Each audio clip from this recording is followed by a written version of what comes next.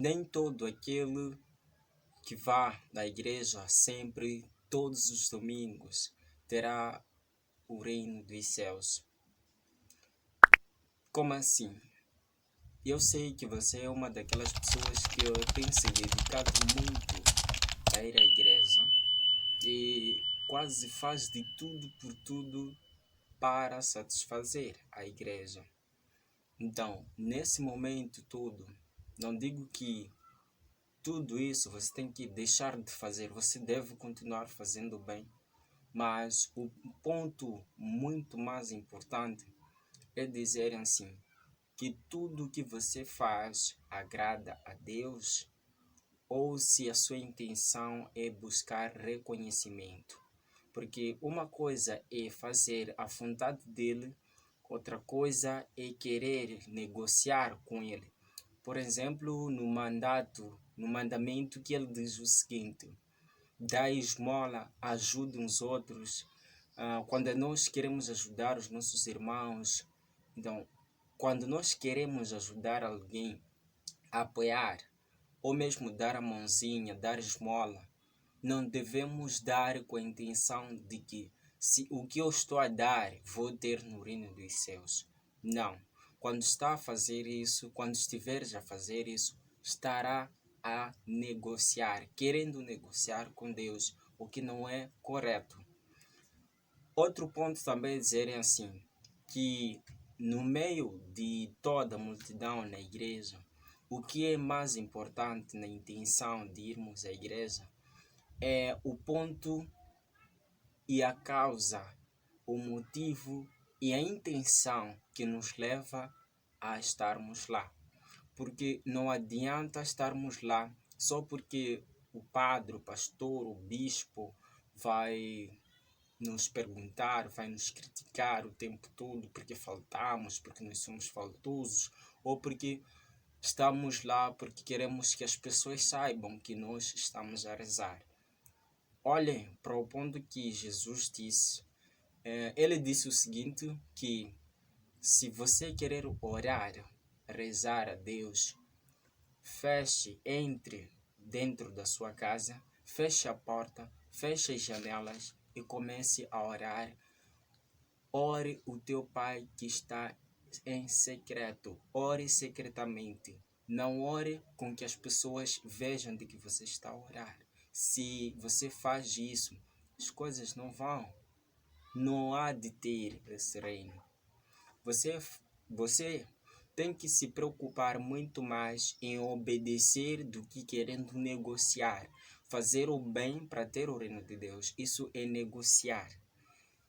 Você veja lá bem, se quando que a gente diz que negociar, se você quer algo em troca, você quer ajudar o seu próximo para que o mesmo próximo te ajude. Você quer dar de comer a quem tem fome só porque Deus disse que assim você vai ter o reino do céu. Não, você tem que fazer todos esses mandamentos com segundo como a uma obediência, que é isso que é o correto. Eu estou a fazer coisas X porque é isso que está certo e não porque eu tenho que fazer isso para obter coisas X. Então, se você, irmão, irmã, você tem esses pensamentos, você precisa deixar.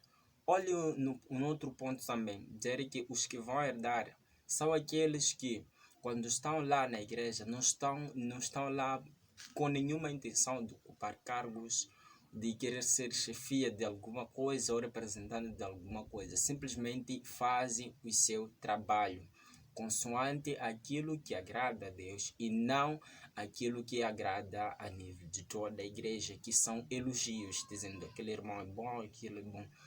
Saiba dizer que o melhor elogiador que existe nas nossas vidas é Deus, porque Ele sabe de toda a verdade existente em nós e praticada por nós, porque Ele conhece os nossos pensamentos a cada momento, a cada segundo, Ele nos vê.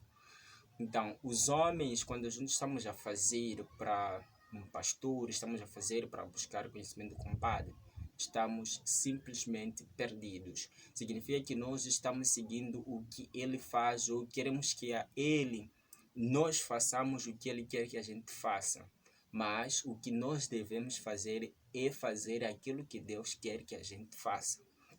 Porque vamos supor, se eu não sei dizer qual é o caminho certo, você que me segue cairá comigo. É por isso que a responsabilidade é individual. Não pode sair do caminho só porque fulano, eu segui fulano, que era representante, nada mais. Ele mesmo deu esse ensinamento que um cego não pode guiar o outro cego, porque eles cairão juntos na cova e não haverá nenhuma justificação. Olhe para a questão do coronavírus. Também tem se levantado muitas questões sobre saneamento na igreja e tudo mais. Teve igrejas que estão em condições de fechar a igreja. Mas aquele que sabe que aquele que é um cristão verdadeiro não se preocupou se dar dores de cabeça, dizer que vou rezar aonde, não. Ele sabe dizer que eu tenho casa, tenho meu quarto, e lá eu e minha família vamos juntos orar a Deus, porque nós temos Bíblia, nós sabemos ler, nós vamos debater essa informação. Você sabia que orar em casa, que rezar em casa, você tem maior chance de concentração do que numa igreja, porque numa igreja, onde há muita multidão, você se distrai, porque há pessoas que te olham de uma maneira que chamam muito a sua atenção. E em casa você pode orar. Eu aconselharia que só você deveria voltar a ir à igreja só se as coisas estiverem normalizadas, e não ir na igreja com polícia ali na porta que está a te controlar, ou com uma arma, uma coisa parecida. Então tudo isso deixa-nos com uma falta de concentração. Eu aconselharia você que está aí que pratique as coisas, principalmente em casa, que rezar é rezar em casa, porque as palavras que vão ser ditas lá na igreja são as mesmas que estão na Bíblia. Então não pode se preocupar muito. Se sua igreja não possui condições, não reúne todos os requisitos, não se preocupe, só dê insinuações aos seus crentes de que o que devem fazer, que é orar em casa. Tá bom?